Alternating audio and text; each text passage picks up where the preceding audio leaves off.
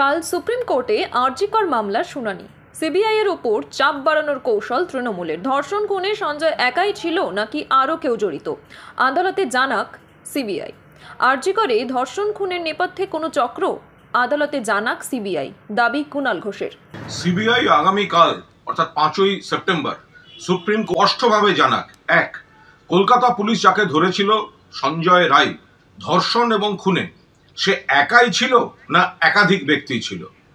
Point number 2, এই ঘটনা ধর্ষণ এবং খুন এটা একটা বিচ্ছিন্ন পৈশাচিক নারকীয় কুৎসিত ঘটনা নাকি কোনো চক্র, অন্য কোনো কারণে এই ঘটনা। পয়েন্ট নাম্বার 3, যদি সিবিআই কোর্টে বলে যে প্রথমে তথ্য প্রমাণ লোপাটের জন্য প্লেস অফ অকারেন্সে বিকৃতি ঘটানো হয়েছে বলে আমরা তদন্ত এগোতে পারছি না, সেক্ষেত্রে তাদের স্পষ্ট তথ্য দিয়ে জাস্টিফাই করতে হবে যে কেন তারা এই কথা বলছে।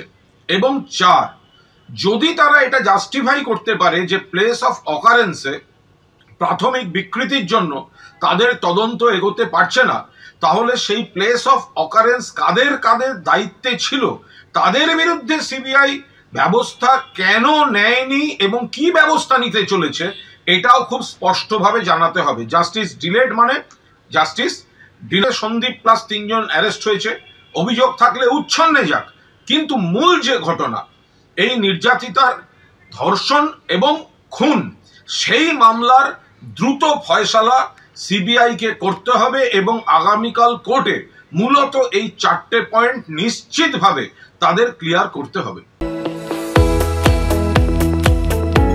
আপনারা দেখছেন ইউএন লাইভ, বাংলা খবরের শেষ কথা।